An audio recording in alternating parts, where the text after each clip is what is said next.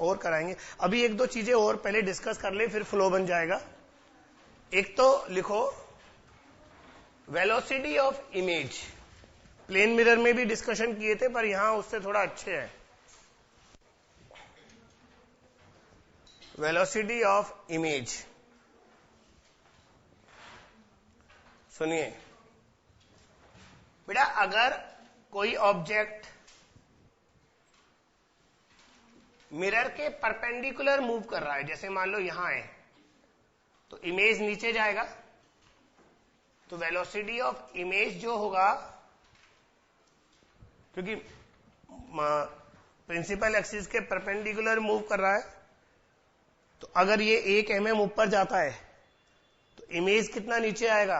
MT times, MT बोले तो transverse magnification, क्योंकि उसका साइज 1 mm हो जाएगा तो उसका एमटी टाइम्स होगा।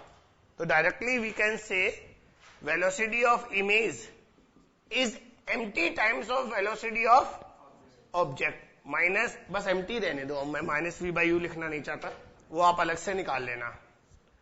But when object is moving along the principal axis, मान लो ये इधर जा रहा है तो इमेज इधर जाएगा उल्टा। तो इस कंडीशन में velocity of image with respect to mirror लेना पड़ेगा, क्योंकि जब ऐसे मूव करता है तो उसका डिस्टेंस भी चेंज होता है ना मिरर से। तो विद रेस्पेक्ट टू मिरर इसलिए लेना पड़ता है क्योंकि सारे डिस्टेंस तो मिरर के रेस्पेक्ट में ही लेते हैं हम, तो वेलोसिटी भी मिरर के रेस्पेक्ट में आएगी। और बच्चों, प्रिंसिपल एक्सिस के पैरेलल जब ऑब्जेक्ट को रखते हैं तो कौन सा मैग्निफिकेशन आता है? ml, velocity of object with respect to mirror. अब इसमें दो चेंजेस करने हैं आपको। एक तो रिलेटिव सॉल्व करना है, तो VIM क्या होगा, और ml होता है माइनस MT स्क्वायर, ये मत भूलना। और VOM क्या होगा, VO माइनस VM। ये कॉपी कर लो, थ्योरी खत्म, क्वेश्चन करते हैं।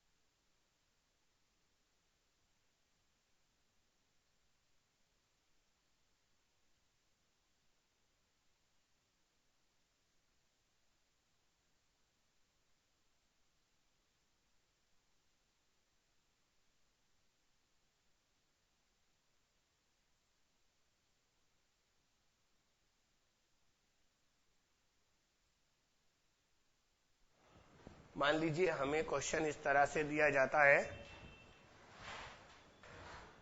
मैं एक ही क्वेश्चन में है ना सारे कंडीशंस ला रहा हूं। ये कोई कॉनकेव मिरर है जिसकी फोकल लेंथ 10 सेंटीमीटर है, सुन रहे हैं?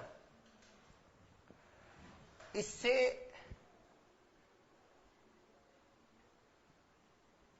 30 सेंटीमीटर दूर यहां एक ऑब्जेक्ट है अभी जो मूव कर रहा है 37 डिग्री एंगल पर 10 मीटर पर सेकंड की वेलोसिटी से, और मिरर खुद 1 मीटर पर सेकंड की वेलोसिटी से ऑब्जेक्ट की तरफ आ रहा है। स्टैंडर्ड कन्वेंशन है अपना, ये वाली डायरेक्शन हम x लेते हैं और ऊपर y लेते हैं, वही लीजिएगा। और इमेज की वेलोसिटी वेक्टर फॉर्म में बताइए, उसका x कंपोनेंट कितना होगा और y कंपोनेंट कितना होगा, कैलकुलेट कीजिए।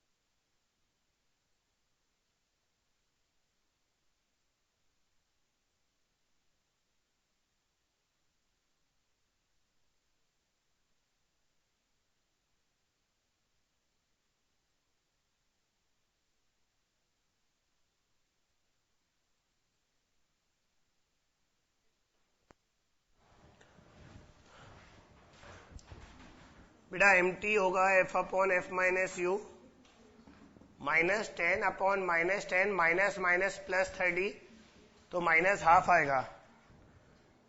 ऑब्जेक्ट की वेलोसिटी के दो कंपोनेंट आएंगे, 10 cos 37, 8 आएगा ये और 6 आएगा ये, करेक्ट। तो हम दोनों कंपोनेंट को अलग अलग डिस्कस करते हैं। पहले y component, velocity of image होता है mt times of velocity of object minus half, और y कंपोनेंट 6 है तो ये -3 हो गया, करेक्ट। लेकिन बेटा जब अलोंग द प्रिंसिपल एक्सिस लेते हैं तो हम ये वाला यूज करेंगे, फॉर्मूला कह लो, माइनस mt² VO माइनस, अब इसमें गलती मत कर देना क्योंकि यहां प्लस माइनस का थोड़ा लोचा है। मिरर की वेलोसिटी -1 है बेटा, +1 नहीं है, नेगेटिव डायरेक्शन में जा रहा है। माइनस mt² आएगा 1/4, वेलोसिटी ऑफ ऑब्जेक्ट 8 माइनस -1 +1, ये +1 इधर हो गया, वो कितना आ गया -9/4, तो final velocity of x component आ गया -13/4 मीटर पर सेकेंड। तो टोटल वेलोसिटी ऑफ इमेज आ गया -13/4 i cap plus -3 j cap, -3 j cap, minus common ले लो, मीटर पर सेकेंड। बोलो कोई डाउट हो तो। और ये भी देखा करो आप लोगों ने मिस्टेक कहां की, ताकि वो दोबारा ना हो।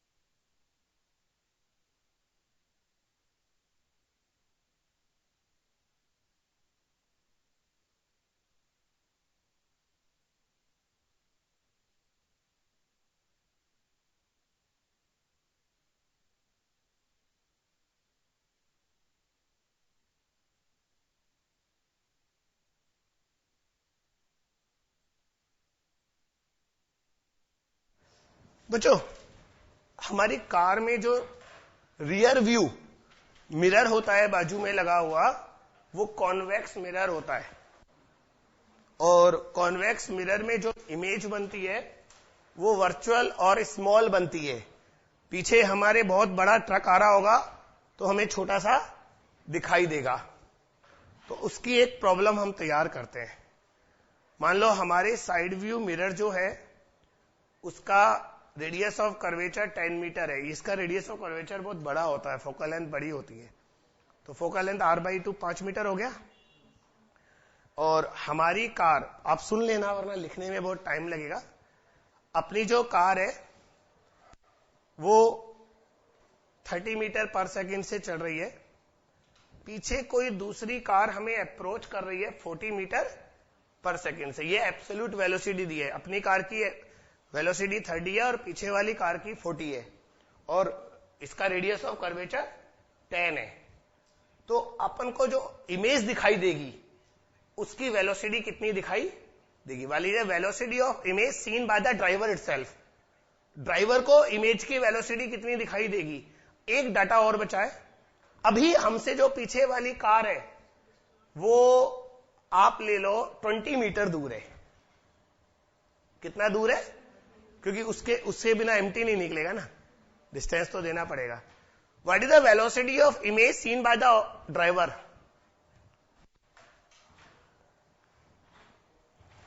एक बार डाटा और बोल रहा हूं जिन्होंने नोट नहीं किया हो। कार का रेडियस ऑफ कर्वेचर 10 मीटर था और कार का पीछे वाली कार का डिस्टेंस अभी 20 मीटर है। हमारी कार की वेलोसिटी 30 है और पीछे वाली कार की वेलोसिटी 40 है। वो हमें अप्रोच कर रही है।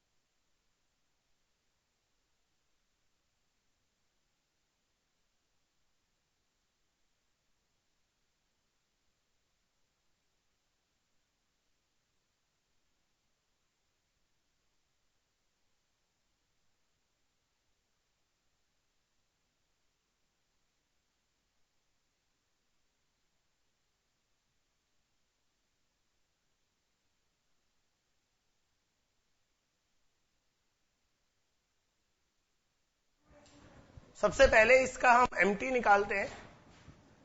एमटी होगा F upon F minus you. बेटा इसका फोकल लेंथ पॉजिटिव होता है r/2 यानी कि 5 मीटर। तो 5 अपॉन 5 माइनस यू कितना है? -20 है। तो मैग्निफिकेशन 1/5 आएगा।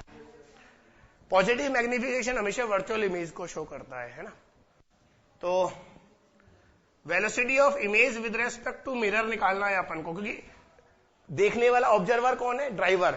अरे ड्राइवर तो मिरर के साथ चल रहा है ना, इसलिए ये इमेज एब्सोल्यूट नहीं आएगी, विद रेस्पेक्ट टू ड्राइवर आएगी। दिस इज कितना?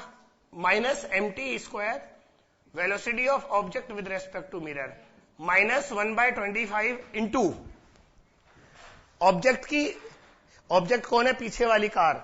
उसकी हमारी कार के रेस्पेक्ट में वेलोसिटी कितनी है? 10। तो यहां 10 आएगा, आंसर आएगा -2/5 मीटर पर सेकेंड। माइनस का मतलब उसे ड्राइवर को अपनी ओर आती हुई दिखाई देगी। तो 0.4 मीटर पर सेकेंड और 40 सेंटीमीटर पर सेकेंड आएगा। 40 सेंटीमीटर पर सेकेंड। यार वैल्यू बहुत अच्छी बनी, सही बनी वैल्यू।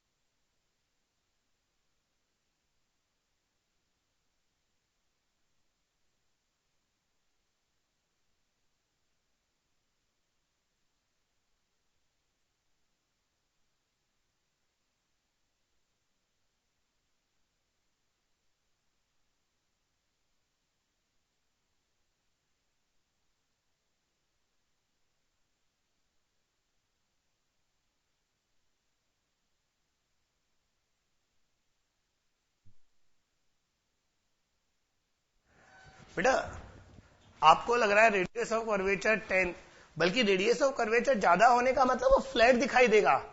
रेडियस ऑफ कर्वेचर अगर बहुत कम होता तो आपको मिरर कर्व दिखाई देता। तो आप कभी भी देखना, आपको देखने में वो फ्लैट नजर आएगा, उसका रेडियस ऑफ कर्वेचर वास्तव में बहुत ज्यादा होता है। ओके बच्चों, अब हम ग्राफ बनाते हैं। लास्ट लेक्चर में भी मैं बोलकर गया था, अगर हम किसी मिरर के लिए 1/v और 1/u का ग्राफ बनाएं तो ये स्ट्रेट लाइन आएगा, क्योंकि हम जानते हैं 1/v plus 1/u is equal to, तो बेटा इसको y मान लिया, इसको x मान लिया, तो y plus x is equal to constant हो गया ना, तो y is equal to minus x plus C, correct. तो ये क्या हुआ, स्ट्रेट लाइन। लेकिन अगर हम किसी मिरर के लिए v और u के ग्राफ बनाएं तो वो बहुत डिफिकल्ट होते हैं, उन्हें मैं आपको बनवाता हूं, उनमें बहुत कॉन्सेप्ट भी होता है। ये तो बना लो आप।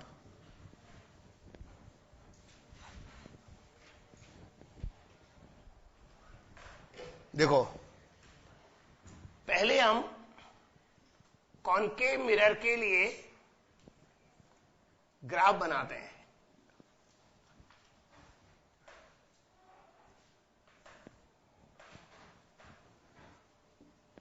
ये ग्राफ है v और u में। आप एकदम से ये मत सोचना कि हम ग्राफ बना लें, आप इस ग्राफ को रीड कर लें, वही अपने आप में काफी है। बच्चों हम जानते हैं कॉनकेव मिरर में अगर ऑब्जेक्ट माइनस इंफिनिटी हो, हम इधर वाली डायरेक्शन को माइनस और इधर वाली को प्लस लेंगे, अगर ऑब्जेक्ट इंफिनिटी पर हो तो इमेज फोकस पर बनेगी, यानी कि जब u माइनस इंफिनिटी है तो v कितना आएगा, minus F, v minus F आएगा। इसलिए यहां पर हम एक लाइन ड्रॉ कर रहे हैं, ये लाइन माइनस एफ को शो कर रही है, और हम जानते हैं जैसे जैसे वो ऑब्जेक्ट पास आता जाएगा इमेज 2f की तरफ जाएगा, और जब ऑब्जेक्ट f पर आ जाएगा तो इमेज माइनस इंफिनिटी पर पहुंच जाएगा। तो ऑब्जेक्ट जब माइनस f पर होगा, यानी कि हमें यहां पर भी एक लाइन ड्रॉ करनी पड़ेगी, ये लाइन यहां माइनस एफ को शो करेगी। तो बच्चों अभी अभी मैंने जो बोला वो उसका ग्राफ ऐसा आएगा, जब u माइनस इंफिनिटी था तो v f था, जब u माइनस एफ होगा तो v माइनस इंफिनिटी होगा। And this part of the graph shows this is real image of real object. u और v दोनों नेगेटिव है ना, this is the real image of real object. खत्म नहीं हुआ है, अब आगे चलते हैं। अगर हम ऑब्जेक्ट को पोल और फोकस के बीच में ले इस एरिया में, तो इमेज वर्चुअल बनेगा, यानी कि v पॉजिटिव आएगा तो ग्राफ ऊपर आएगा, करेक्ट। और धीरे धीरे जैसे हम पोल को अप्रोच करेंगे तो इमेज भी पोल के पास ही आएगा, क्योंकि जब हमें पता है ऑब्जेक्ट पोल पर पहुंच जाएगा तो इमेज भी पोल पर पहुंचेगा। तो ये ग्राफ कुछ ऐसा आएगा, ये देखो जब u 0 हो गया तो v भी। तो बच्चों this part of the graph shows virtual image of real object, क्योंकि v प्लस है u माइनस है। अब बारी आती है वर्चुअल ऑब्जेक्ट, u पॉजिटिव। अभी तक ऑब्जेक्ट रियल था, इमेज पहले रियल थी बाद में वर्चुअल हुई। बच्चों अगर हम ऑब्जेक्ट वर्चुअल लेंगे और तो u प्लस आएगा, तो वर्चुअल ऑब्जेक्ट से रियल इमेज बनेगी। क्या बनेगी, कभी भी कॉनकेव मिरर वर्चुअल ऑब्जेक्ट का वर्चुअल इमेज नहीं बनाता। आप चाहे डायग्राम बनाकर कोशिश कर लो या फार्मूले में वैल्यू पुट करके देख लो, u अगर प्लस है तो v कभी प्लस आएगा ही नहीं। मैं दिखाऊं आपको, देखो हमें पता है v होता है uf upon u minus F. Concave mirror है तो फोकल लेंथ नेगेटिव होगी, मैं माइनस पुट कर देता हूं, 10 सेंटीमीटर ले लेता हूं आपको समझाने के लिए।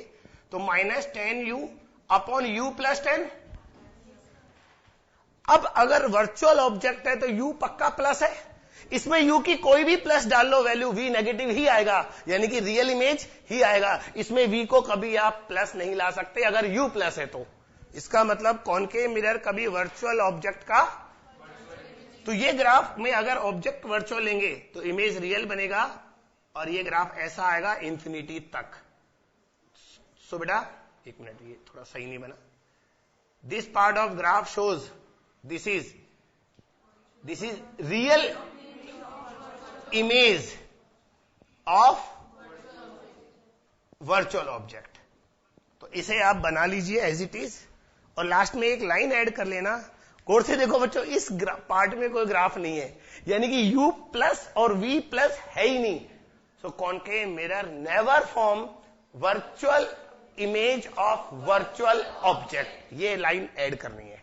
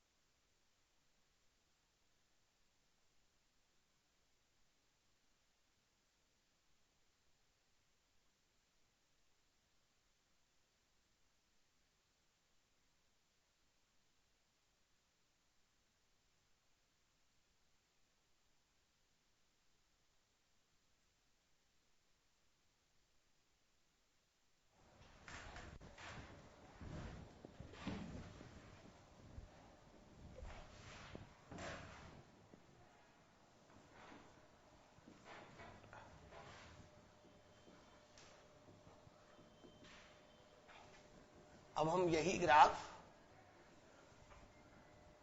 कॉन्वेक्स के लिए बनाएंगे v और u में।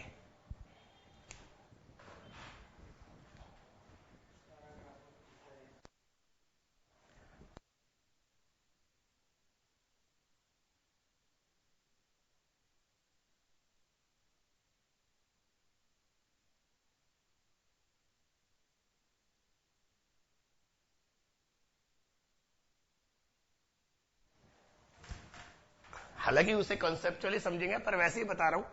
अगर हम इसे ऐसे फ्लिप कर दें तो ये उसमें कन्वर्ट हो जाएगा। देखते हैं, वैसे हम तो समझकर ही करेंगे। बच्चों, कॉन्वेक्स मिरर में आप उसके सामने कहीं भी खड़े हो जाओ, आपकी कभी रियल इमेज नहीं बनेगी, क्योंकि आप खुद खड़े हैं, इसका मतलब ऑब्जेक्ट रियल है। तो रियल ऑब्जेक्ट का कभी रियल इमेज नहीं बनता। उसमें वो लाइन ऐड की आपने, concave mirror never forms virtual image of virtual object. तो मैं कह रहा था इधर रियल का रियल नहीं आएगा, यानी कि u और v दोनों नेगेटिव, इस पार्ट में ग्राफ नहीं आएगा। अब आप देखो, ऑब्जेक्ट को इंफिनिटी से लाओ तो इमेज रियल बनेगी, सॉरी वर्चुअल बनेगी। अब वर्चुअल कहां बनेगी वो देखना है। हम कोई वैल्यू डालकर भी देख सकते हैं, जैसे v होता है uf upon u minus F. एक मिनट, हम फोकल लेंथ को 10 ले लेते हैं, तो ये प्लस 10 होगा, u माइनस 10। अब u अगर गौर से देखो u नेगेटिव है ना। अगर u को कोई वैल्यू डालकर देख लो, जैसे u को भी हम 10 सेंटीमीटर ले लेते हैं, तो u को हम माइनस 10 लेंगे ना। ये मैंने फार्मूला सही लिखा है ना? तो क्या आएगा? नहीं, प्लस क्यों हो जाएगा? अच्छा, टोटल प्लस हो जाएगा। हाँ, वर्चुअल तो आना ही है। वैल्यू कितनी आ रही है? 100 अपॉन 20, यानी कि 5 आ रही है। तो ये 5 फोकल लेंथ से कम है। तो इसका मतलब अपन ये देखना चाह रहे हैं वर्चुअल इमेज बनेगा कहां। तो फोकस से पहले बन रहा है। अब u की वैल्यू अगर हम और ज्यादा ले लें या कम ले लें, चलो कम ले लो, अगर 5 ले लो तो u -5 लोगे -50 आएगा, -15 आएगा, -15 माइनस कट गया, 50/15 कितना आ रहा है, 3 पॉइंट समथिंग, तो भी इधर ही आ रहा है। तो अगर हम u को इंफिनिटी लें तो v जो आएगा वो प्लस आएगा और f के अंदर अंदर आएगा, और जब u 0 हो जाएगा तो v भी 0, क्योंकि ऑब्जेक्ट अगर पोल पर पहुंच रहा है तो इमेज भी पोल पर पहुंच रही है। इसका मतलब ये ग्राफ थोड़ा ज्यादा दूर हो गया, ये ग्राफ कुछ ऐसा आएगा। हमने रियल ऑब्जेक्ट लिया, तो रियल ऑब्जेक्ट हम कहीं भी ले लें, इमेज हमेशा पोल और फोकस के बीच में बन रही है। ये पोल है और ये फोकस है वहां पर। अब हम आ जाते हैं वर्चुअल। ये क्या बना बेटा, ये किसको शो कर रहा है, this is virtual image of real object. तो बच्चों अब रियल ऑब्जेक्ट तो खत्म हो गया, अब वर्चुअल ऑब्जेक्ट की बारी आती है, यानी कि u पॉजिटिव। आप गौर से देखो, अगर u को आप पॉजिटिव लेते हैं और अगर इसको 10 सेंटीमीटर ले लिया तो 10, और ये भी क्या था 10, +10 पुट किया तो v इंफिनिटी आ गया। यानी कि अगर हम वर्चुअल ऑब्जेक्ट में फोकल लेंथ तक जाते हैं u को लेकर, u अगर +f होता है, यानी कि यहां पर भी हमें एक लाइन ड्रॉ करनी पड़ेगी ऐसे। तो u अगर +10 तक जाते हैं तो v इंफिनिटी पर जा रहा है। तो बच्चों यही ग्राफ, सॉरी, ऐसे चला जाएगा। इसका मतलब यह हुआ, अगर वर्चुअल ऑब्जेक्ट पोल और फोकस के बीच में है, अगर u f से कम है, सुन रहे हैं आप, तो u अगर f से कम है तो v नेगेटिव आएगा। This is the real image of virtual object, real image of virtual object. बच्चों इसका मतलब ये हुआ, इस बात का फर्क पड़ा वर्चुअल ऑब्जेक्ट कहां है। अगर वर्चुअल ऑब्जेक्ट पोल और फोकस के बीच में है तो इमेज रियल बनेगा, लेकिन अगर वर्चुअल ऑब्जेक्ट पोल के फोकस के बियॉन्ड है, क्योंकि इसमें u की से f से कोई भी ज्यादा वैल्यू डालोगे तो v प्लस आएगा, तो फिर क्या बनेगा, virtual image of virtual object, वो ग्राफ ऐसा आएगा बिल्कुल। This is virtual image of virtual object. तो बस एक लाइन लास्ट में ऐड करनी है कि convex mirror never form real image of real object. बच्चों है ना, अपन जैसे है ना, बहुत लोग ऐसे है ना जनरल बोल देते हैं, यार कॉन्वेक्स मिरर तो कभी रियल इमेज नहीं बनाता, खूब बोलते हैं। आप देख लेना क्या बोलते हैं, कॉन्वेक्स मिरर हमेशा वर्चुअल इमेज बनाता है। वो लोग गलत नहीं है, क्योंकि वो लोग हमेशा रियल ऑब्जेक्ट की बातें करते हैं। आप देख लो, रियल ऑब्जेक्ट का कभी रियल इमेज नहीं बनेगा। लेकिन अगर हमसे सिंपल पूछा जाए क्या कॉन्वेक्स मिरर रियल इमेज बनाता है, तो हम बोलेंगे yes if object is virtual. Correct, copy कीजिए।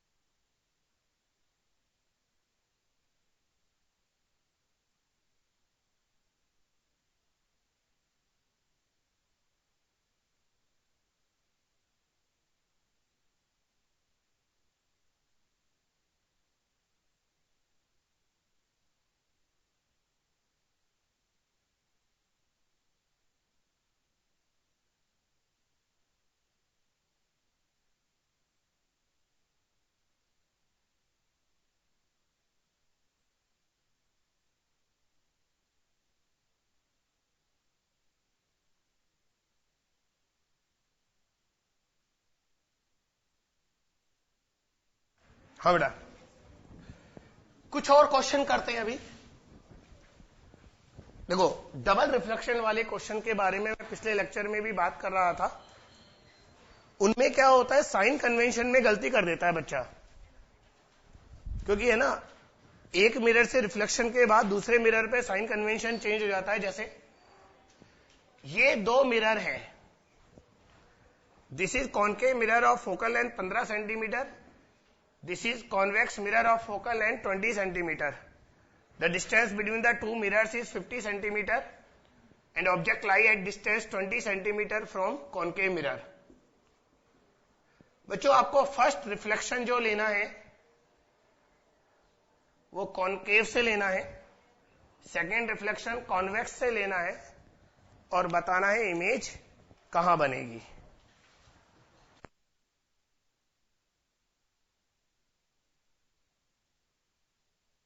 आपको ये बताना है first reflection from concave mirror, second reflection from convex mirror, position of final image बताना है।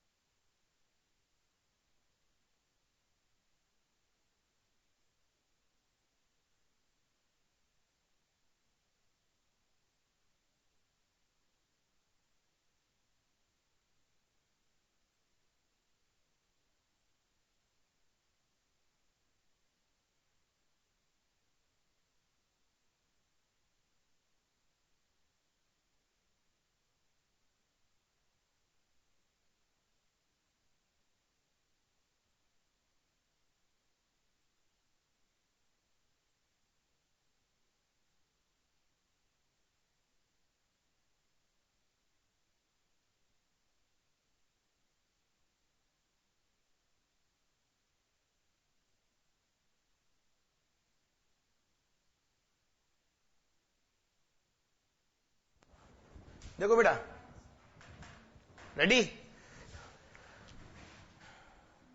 इसका इमेज निकालते हैं यू एफ, यू -20 एफ -15 और यू माइनस एफ -20 प्लस 15 यानी कि -5, करेक्ट, -60 आ गया। इसका मतलब हुआ कॉनकेव मिरर का जो इमेज बनेगा वो -60, मतलब 60 इधर। बेटा आप समझते हैं ना, आप ये मत समझा करो माइनस हमेशा इधर होता है। माइनस का मतलब है अपोजिट टू इंसिडेंट लाइट।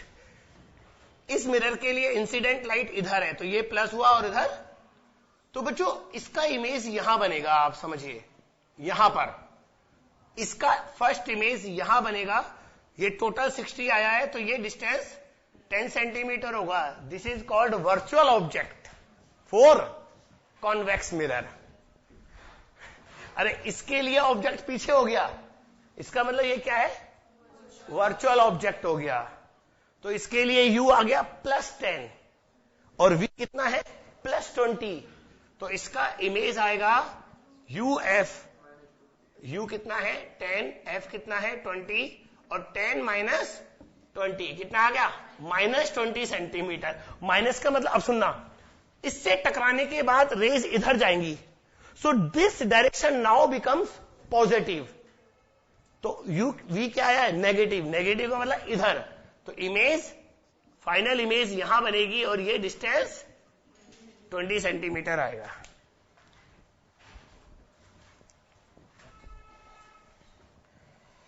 तो बच्चों इसमें साइन कन्वेंशन चेंज हुआ ना, इस मिरर के लिए इधर प्लस था उधर माइनस था, इस मिरर के लिए इधर प्लस हो गया इधर माइनस हो गया, क्योंकि टकराने के बाद रेज ने अपनी डायरेक्शन चेंज की है।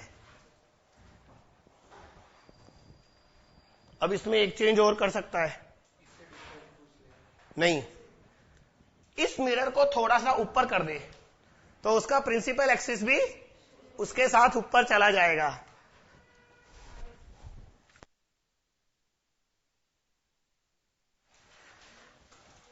बच्चों अगर मैं कॉन्वेक्स मिरर को 2 mm ऊपर कर दूं, आप समझ रहे हैं, दोबारा बना देता हूं इसका डायग्राम।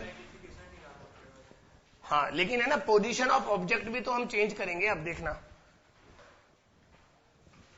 जैसे ये कॉनकेव मिरर है और ये कॉन्वेक्स मिरर है, इसका प्रिंसिपल एक्सिस 2 mm ऊपर है, ठीक है। अब ऑब्जेक्ट की जो पोजीशन हमें दी है,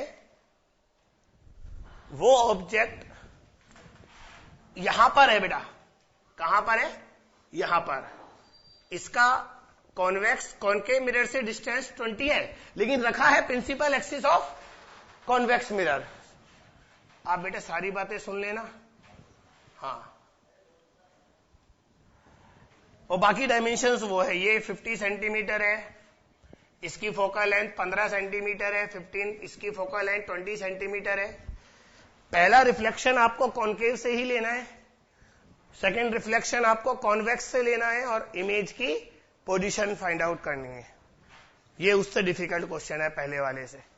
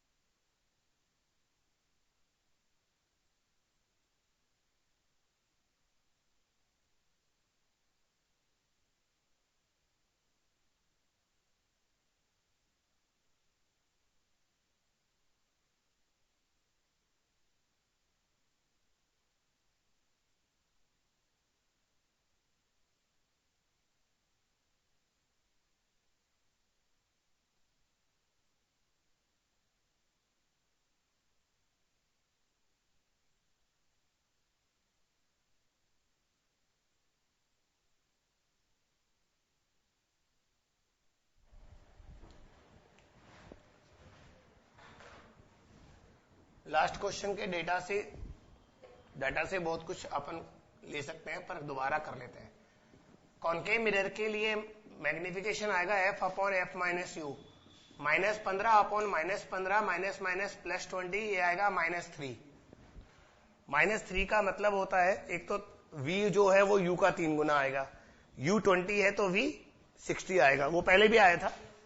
दूसरी इंपॉर्टेंट बात सुन लीजिए, मैग्निफिकेशन -3 का मतलब ये भी होता है, अगर ऑब्जेक्ट प्रिंसिपल एक्सिस से 2 mm ऊपर है तो -3 का मतलब होता है इमेज 6 mm नीचे होगा, और यहां तो होगा ही 60 पर, सुना आपने, v इज इक्वल टू -60 भी तो आएगा, तो 60 पर तो जाना ही है। लेकिन इसके प्रिंसिपल एक्सिस से 2 mm, 4 mm, 6 mm first image यहां बनेगा और ये डिस्टेंस होगा 6 mm।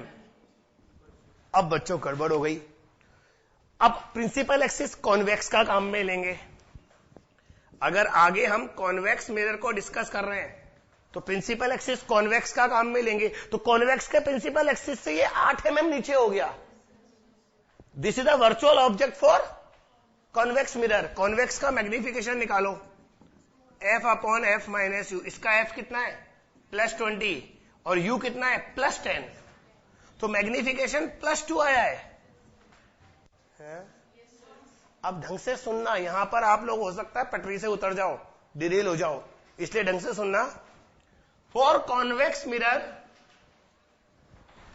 v आएगा, ये कितना है? -v/u -20 आएगा, वो तो पहले भी निकाला था ना। For convex mirror object principal axis से 2 + 6 mm नीचे है और ये 6 का +2, यानी कि सेम साइड में 12 mm नीचे होगा। नहीं, 8 का डबल 16 mm। तो पहली बात, इमेज यहां बनेगा, याद है? अब यहां नहीं बनेगा, इसके प्रिंसिपल एक्सिस से 16 mm नीचे यहां सेकेंड इमेज बनेगा और ये पूरा डिस्टेंस 16 होगा। लेकिन अगर हमसे यहां से डिस्टेंस पूछा हो इसे, तो वो 14 हो जाएगा।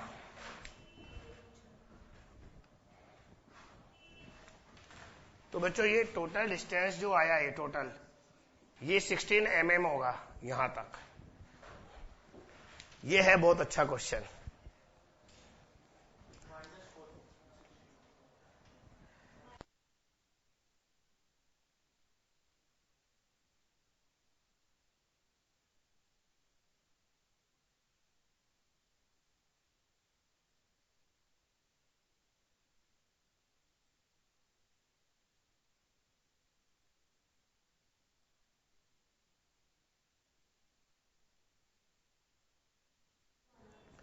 बच्चों अगर हम इसको ओरिजिन मान लें, सुन लो, तो इसके कोऑर्डिनेट्स क्या होंगे?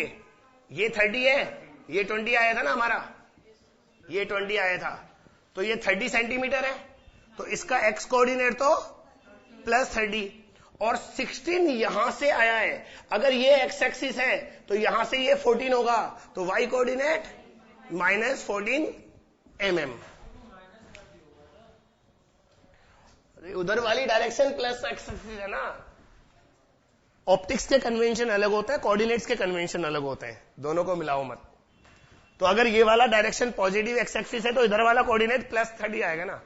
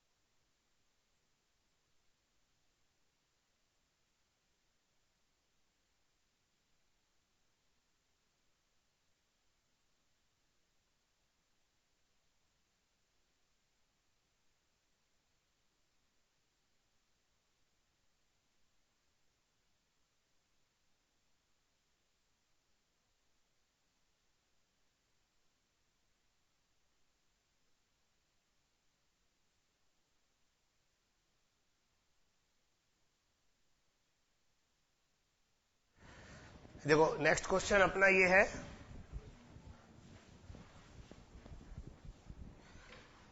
एक कॉन्वेक्स कॉन्केव मिरर है, उसको दो हाफ में कट कर दिया, और मतलब ऐसे ये मिरर है, इसको यहां से काटा, इसको थोड़ा ऊपर ले गए, इसको थोड़ा नीचे ले गए, इसके प्रिंसिपल एक्सिस को 1 mm ऊपर किया और इसके प्रिंसिपल एक्सिस को 2 mm नीचे किया। ये 1 mm है और ये 2 mm है। क्योंकि कॉन्केव मिरर, एक ही कॉन्केव मिरर के दो पार्ट है, इसलिए दोनों की फोकल लेंथ सेम है 15 सेंटीमीटर।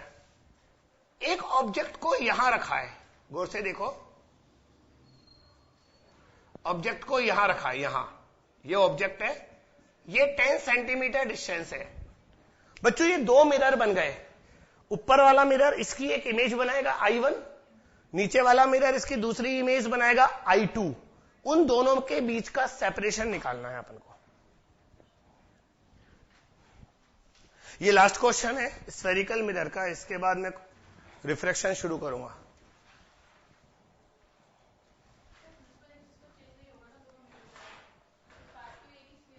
बेटा नहीं, इसको ऊपर खिसका दिया ना, तो इसका प्रिंसिपल एक्सिस ये बन गया और नीचे वाले का प्रिंसिपल एक्सिस ये बन गया।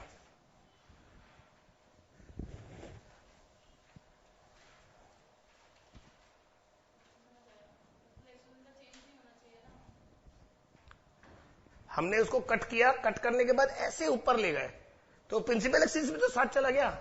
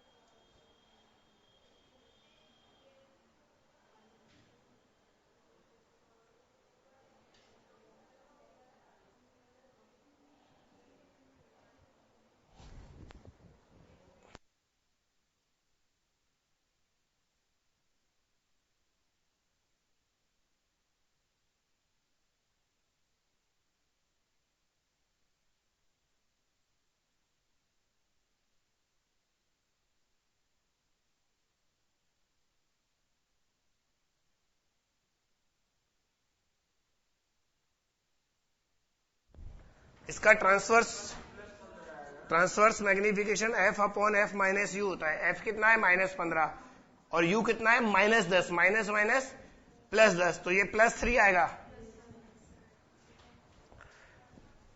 बच्चों अब मैं सिर्फ डायग्राम बनाऊंगा, लिखने वाला खास नहीं हूं, इसलिए आप सामने देख लो। बच्चा मैग्निफिकेशन +3 का मतलब वर्चुअल इमेज बनेगा और वो 30 पर बनेगा, कितना 30 सेंटीमीटर। अब प्लीज बस डायग्राम देख लो आप। जैसे ये तो कॉमन लाइन ये इसका प्रिंसिपल एक्सिस और ये इसका प्रिंसिपल एक्सिस है ना। जैसे 10, 20, 30, मैं 30 यहीं बना देता हूं, ज्यादा आगे जाना पड़ेगा वरना। हाँ, मैग्निफिकेशन +3 का मतलब है, सुनो, ये ऑब्जेक्ट इसके प्रिंसिपल एक्सिस से 1 mm नीचे है, 1 mm नीचे, तो इमेज 3 mm नीचे बनेगा। प्लस का मतलब सेम साइड, सुना आपने? ऑब्जेक्ट 1 mm नीचे है, तो जैसे यहां बना था ना इमेज, तो 1 और 2, ये 3 तो है, यहां से 3 ये है बेटा, तो ये फर्स्ट इमेज। ओके, ये ऑब्जेक्ट इसके प्रिंसिपल एक्सिस से 2 mm ऊपर है, तो इमेज 6 mm ऊपर बनेगा। यहां से 6 आएगा यहां पर, ये I2, तो इन दोनों के बीच का गैप कितना होगा? 6 mm ही होगा।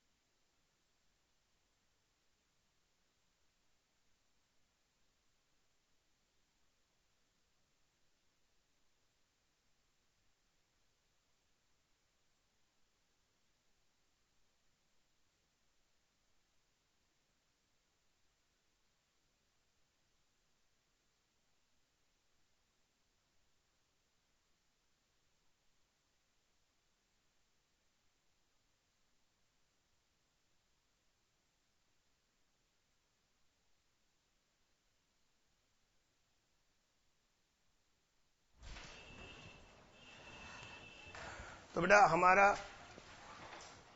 नेक्स्ट टॉपिक है रिफ्रैक्शन ऑफ लाइट।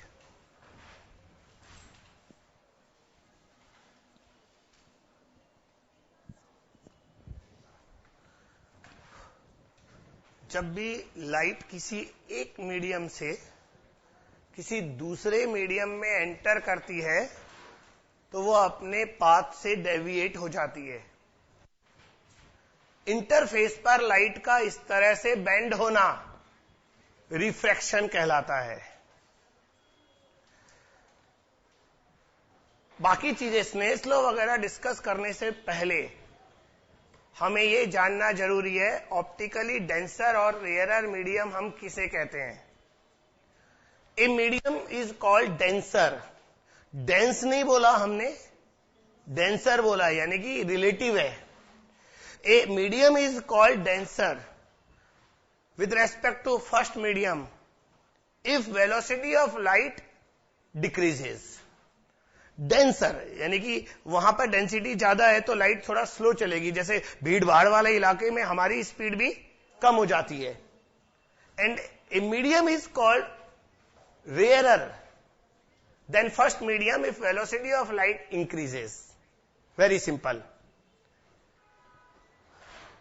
तो बच्चों रिलेटिव इन दोनों मीडियम्स में वेलोसिटी का जो रेशियो होता है उसे हम रिफ्रैक्टिव इंडेक्स कहते हैं।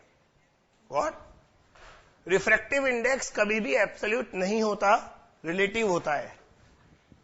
Refractive index of second medium with respect to first. बच्चों सिंबल अलग अलग तरीके से लिख सकते हैं, 2/1 भी लिख सकते हैं, कोई ऊपर नीचे भी लिखता है। It means velocity of light in first medium divided by velocity of light in second medium। I repeat, refractive index हमेशा रिलेटिव होता है और वेलोसिटी का रेशियो होता है। Velocity of light in first medium divided by velocity of light in second medium, this is called refractive index of second medium with respect to first medium. This is called refractive index of second medium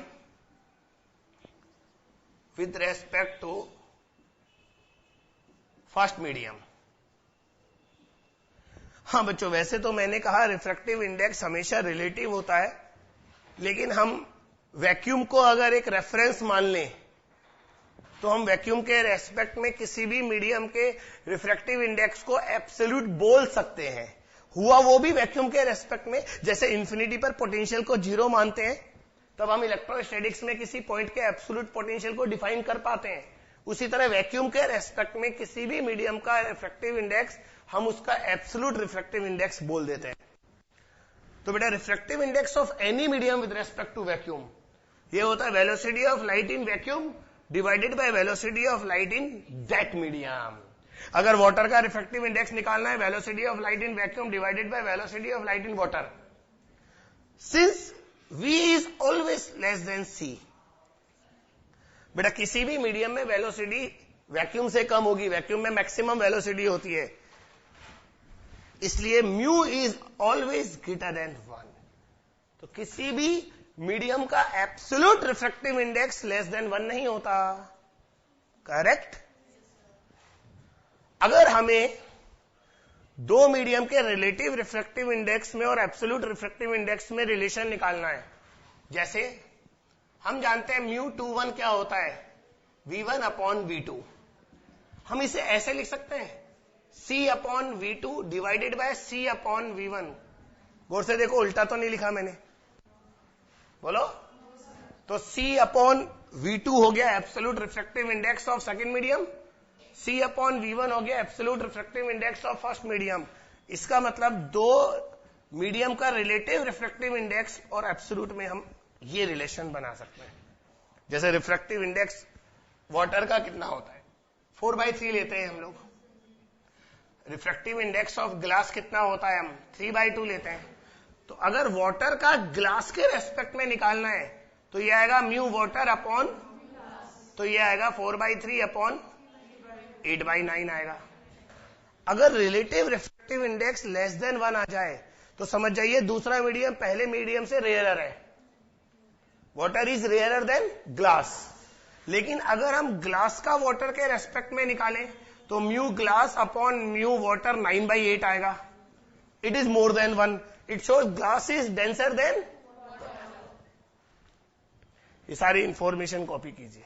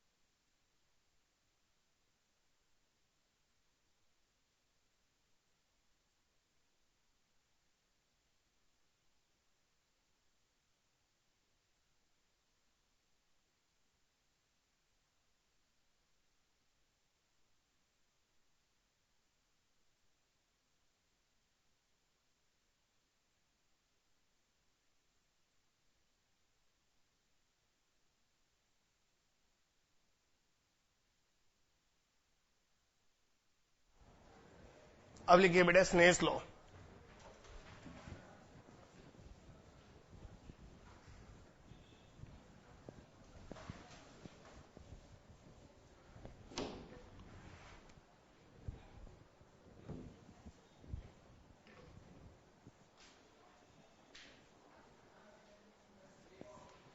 बच्चों,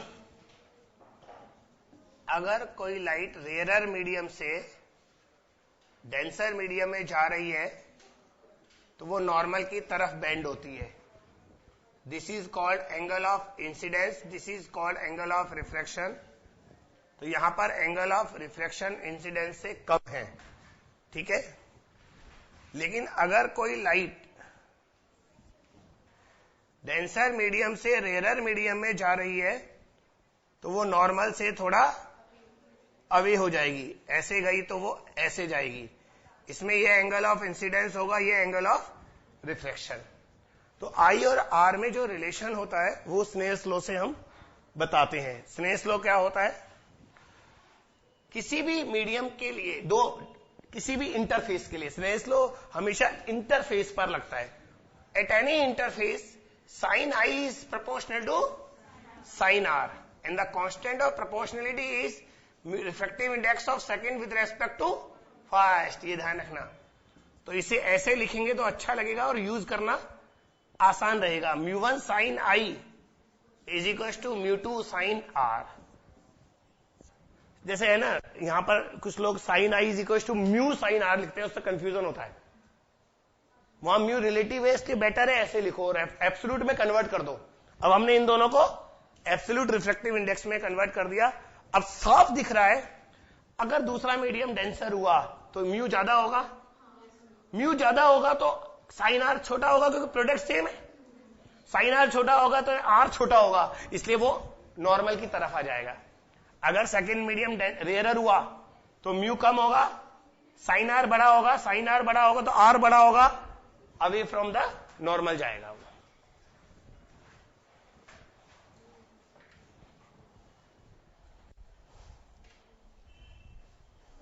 copy करो।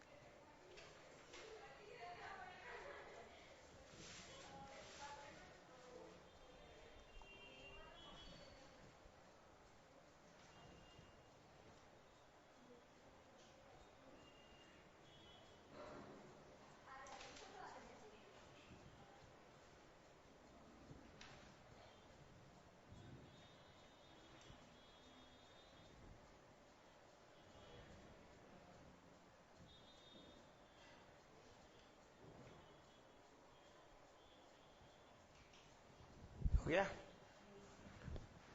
बच्चों? अगर बहुत सारे parallel interface हो,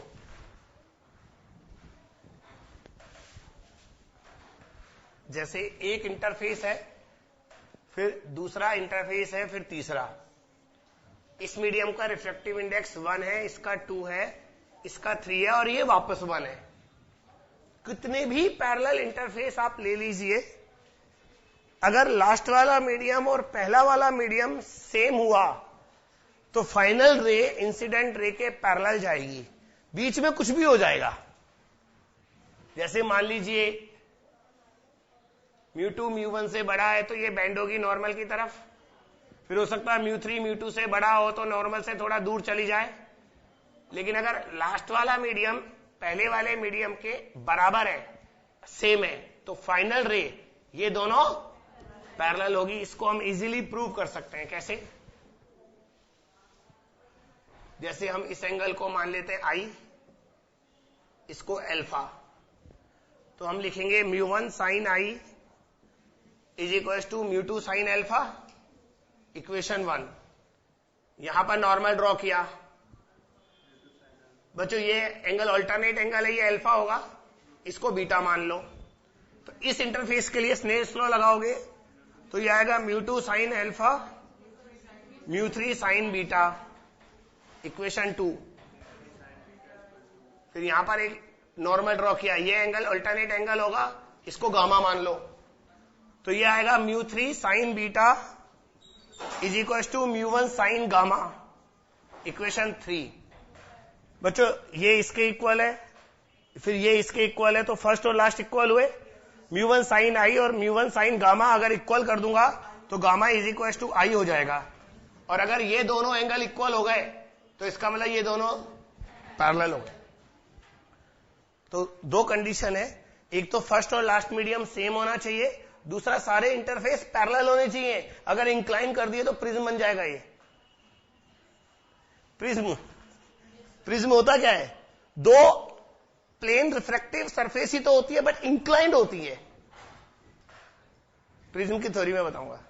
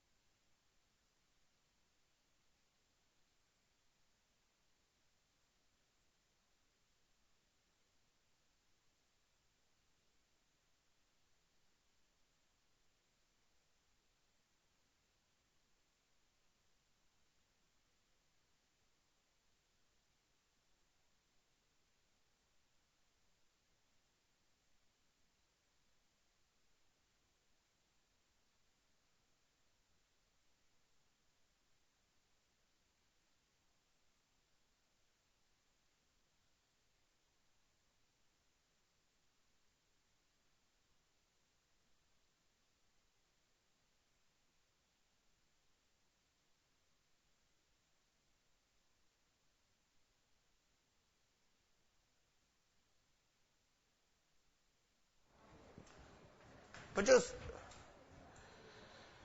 अब हम पहले ये डिस्कस करेंगे किसी ऑब्जेक्ट की इमेज रिफ्रैक्शन की वजह से कैसे बनती है। ठीक है? और आप ये भी कह सकते हैं हम लोग डिस्कस करने वाले हैं अपर एंड डेप्थ। कुछ भी बोल लीजिए, दोनों टॉपिक सेम है। पर बेटा वो कॉपी हो गया हो तो जरा इधर ध्यान दो। बच्चों ये कोई इंटरफेस है जो दो मीडियम को सेपरेट कर रहा है। फिलहाल हम पानी ले लेते हैं। यहां पर कोई ऑब्जेक्ट है, पानी में कोई ऑब्जेक्ट है, कोई फिश मान लीजिए, कुछ भी। और व्यूअर, ऑब्जर्वर ऊपर है, बिल्कुल यहां से देख रहा है, तो उसे यह ऑब्जेक्ट थोड़ा उठा हुआ दिखाई देगा। एक्चुअल वो इमेज होगी, वर्चुअल। क्या होगी?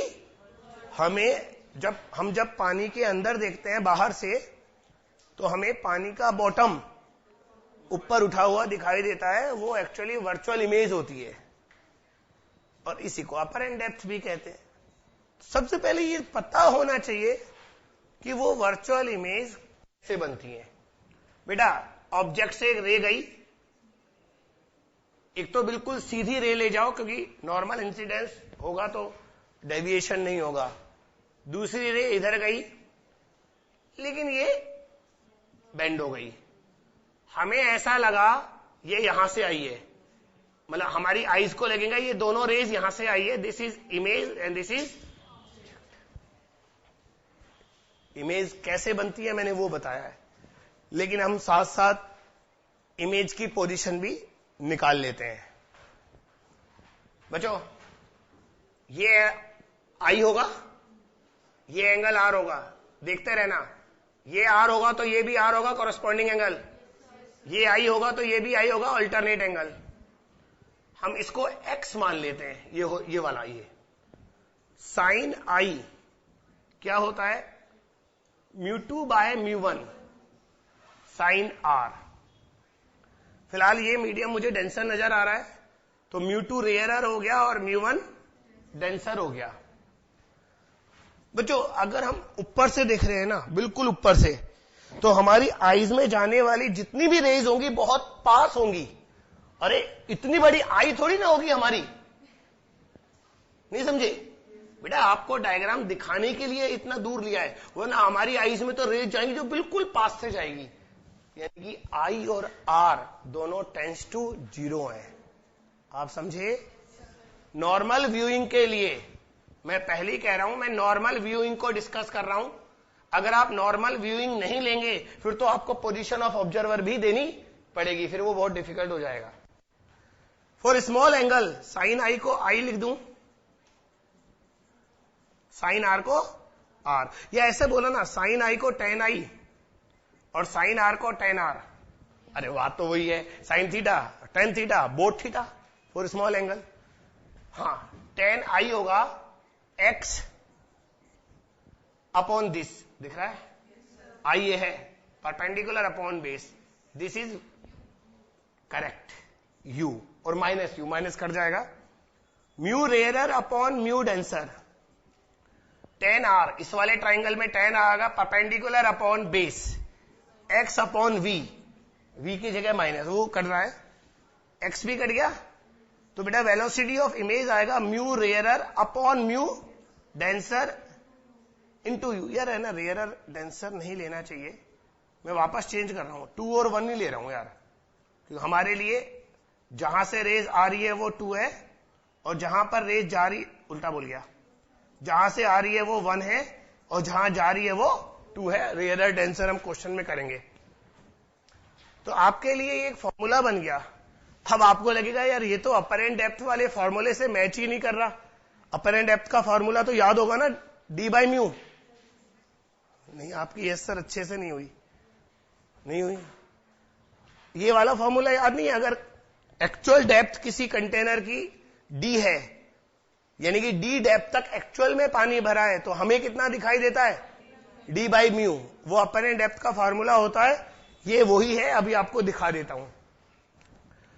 बेटा, ये अपरेंट डेप्थ हो गया, और ऑब्जेक्ट का जो डिस्टेंस है वो एक्चुअल डेप्थ है, तो v और u की वैल्यू, v क्या हो जाएगा? Apparent depth, it is μ2 by μ1, और ऑब्जेक्ट का डिस्टेंस क्या हो जाएगा? Actual depth. लेकिन अगर मान लीजिए हम फर्स्ट मीडियम को वाटर मान ले, जनरली हम कहां से देखते हैं? एयर में से, तो सेकंड मीडियम एयर हो जाएगा। नहीं समझे? अगर ऑब्जर्वर एयर में है तो ये मीडियम 1 हो जाएगा ना, रिफ्रैक्टिव इंडेक्स। तो उस कंडीशन में अपरेंट डेप्थ कितना आएगा? μ2 क्या हो गया? 1, और μ1 म्यू हो गया d बाय म्यू। ये फॉर्मूला बच्चों को रटा हुआ होता है। लेकिन बेटा एक रिवर्स केस भी है, वो भी सुन लो, अभी दिखा रहा हूं। रिवर्स सिचुएशन क्या है? अगर मान लीजिए ऑब्जर्वर पानी के अंदर है, और वो किसी बर्ड को ऑब्जर्व कर रहा है, ये बर्ड है और ऑब्जर्वर यहां है, तो एक रे नीचे जाएगी सीधी, बेटा थोड़ा कॉन्सेंट्रेट करो, दूसरी रे इधर जाएगी और ये नॉर्मल से पास आएगी, तो हमें लगेगा ये वाली रेज यहां से आ रही है, समझे? तो बच्चों ये बर्ड हमें उल्टा दूर दिखाई देगा। तो जब हम एयर से पानी में देखते हैं तो पास दिखती है चीजें, पानी में से एयर में दिखती है तो दूर दिखती है। This is actual height h, this is apparent height ha। अब आपको फार्मूला सेम यूज कर रहा हूं, इससे पता लगेगा फार्मूला नहीं बदलता। v क्या है? Apparent height. μ2 ये है, ये म्यू हो गया, और μ1 ये है, अरे 1 ये है ना, ये 1 हो गया, और u क्या है? Actual height. तो बच्चों apparent height mu times of, तो यहां पर म्यू से डिवाइड करते हैं, वहां पर म्यू से मल्टीप्लाई करेंगे, तो हम डेंसर से रेयरर में देखते हैं तो ऑब्जेक्ट दूर दिखाई देते हैं, और रेयरर से डेंसर में देखते हैं तो ऑब्जेक्ट पास दिखाई देते हैं। कॉपी कीजिए इसे पूरा सब कुछ।